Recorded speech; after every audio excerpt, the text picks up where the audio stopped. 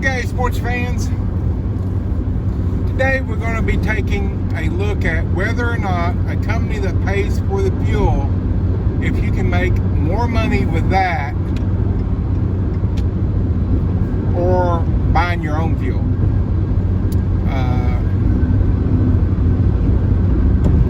These are two near identical runs. There's only like 50-mile difference between these two runs. And one is fuel reimbursed, which means you turn in your fuel receipts at the end of the run and they reimburse you for that. So they're paying for the fuel.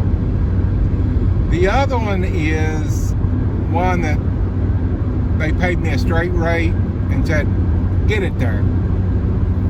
I was responsible for my own fuel. And my luck on this one, it was just less than a quarter. So I was real close to empty, but I did have a little fuel. This video was made early this year. And I will say that the rates have changed, what these two different companies pay now. I think in the video that one was paying 68 cents a mile. Now they're paying 61 cents a mile. And the other one was paying $1.50 a mile. Now they pay $1.35 a mile. So just beware. It really didn't change anything other than my final outcome. But at the time, this was the rates I was getting. And the end result would be the same. So anyway, take a look at what I got here, and something for y'all to think about when you go out and you're looking for a driveaway company. So many people come on driveaway, oh, I want this company that pays for fuel and motels and all this other stuff. And just think about this before you jump into a company like that. So we're going to get out of here. We're going to head that way.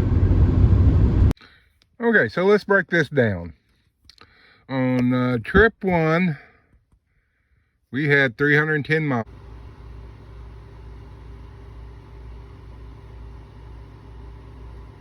This paid $210 straight to the driver. $210, that's it. The company reimburses your fuel. You just had to turn in your fuel receipts and you would have got your fuel back. That come out to about 68 cents per mile. Total take home after I made this run, or if I'd taken this, I didn't take this one. Honestly, I let it sit because I know 68 cents per mile is pretty good for some of y'all. And it is if you compare it to other truck drivers who haul freight and stuff. Some of them don't even get 68 cents a mile. But I'm sorry, I'm not buying equipment and using my tow car and all this other stuff for 68 cents a mile. I'll let this one sit. But had I taken it, they would have gladly paid me $210. And if you're okay with 68 cents per mile, you're okay. I mean, it's your business. You decide how much you're worth. I'm worth more than that. Maybe not much more, but I'm worth more than that. So, trip two, as we're looking here, it paid me $550. It was around 368. I can't remember the exact mile. 366, 368.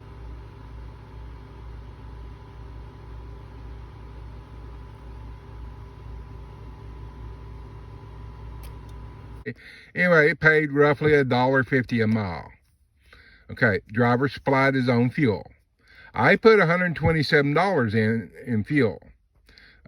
And that was actually probably 5 gallons too much. But I'd rather have 5 gallons too much than have to stop and get 5 gallons to make it to the delivery. Total take home on this one was $423. Now, there is, like maybe a 50-mile difference between the two. But that's about it. I mean, this was like I said, a flatbed truck. Here, let me try it.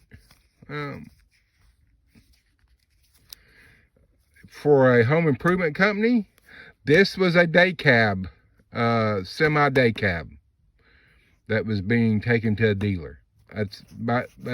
This one would have probably used more fuel than a day cab, because these flatbed trucks, most of them have, if you're lucky, the 6.7s in them, and they don't get as good a fuel mileage as you would think. Here. This is a twin axle flatbed truck. This was a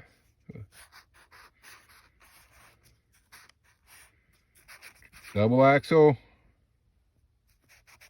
with fifth wheel. There you go. Yes, Peterbilt, PACCAR. You can contact me for design consultation on your new trucks. So there you have it. If you're doing this stuff, really, guys and gals, you're leaving a lot of money on the table. This is why I rarely ever take a load that is either, because this one company, a lot of the companies will reimburse you for fuel. They're happy to do that and give you this. Because they know that they're going to make an extra $200 or more off of you for a run like that. That's why they're so happy to reimburse fuel. Every company I know that pays for fuel has a lousy per mile rate. This is way more than most companies that pay per mile. Reimburses for fuel. I just don't do that. I'm sorry, I don't. It's going to take more than that to get me to take this 310 miles. I'm not saying this is great either, but this is a day's. My goal is to net $400 a day. I did it there. Barely, but I did it. Some days I don't get it, but that's my goal, is to make $400 a day when I'm out on the road. This, I'd have to take 2 of these. So there's, this is why I like getting a lump per mile and me buy my own fuel. I run my discounts. I work the discounts. I can get, and then it's a gamble. And now this thing could have had a half a tank or more, and it could have got there with the fuel that was in the tank. This happens more than you think. And I could have just took the whole $550 home. The last 4 trucks I took were 470 something miles, and every one of them made the destination with the fuel that was in the tank. I didn't have to buy no fuel at all. So I grossed whatever I forgot what those paid, but I think they were around 7 something. So there you have it. I know the knee-jerk reaction is, oh my gosh, I want a company that pays for fuel so I don't have to. Okay, that's great, but you only get a low per mile rate, and you're leaving a hell of a lot of money on the table doing that.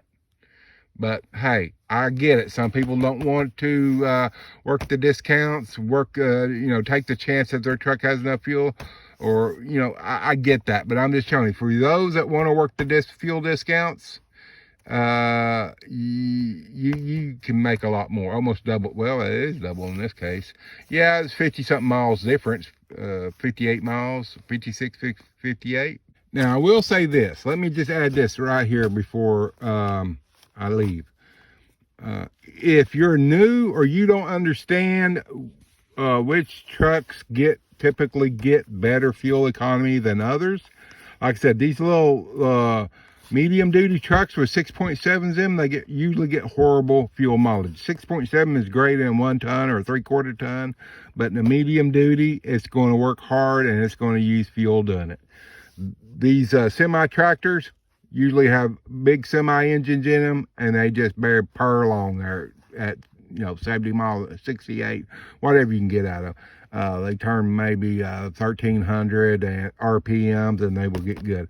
Out of the 80 some odd trucks I delivered last year, I only had 2 that were really dogs that I did not do well on. One was a really old oil field truck. That was Clifford. If you've seen that video, if you haven't, go check it out. Clifford only got about 6 miles a gallon on a good stretch. Had a big cat in it, and kitty cat likes fuel. The other one was a freaking crane truck for the railroad, and it had a 6.7 or L9. I can't remember which.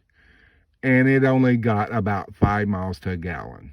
Horrible. Them were only two runs, bad runs I had really last year, that I didn't come out ahead,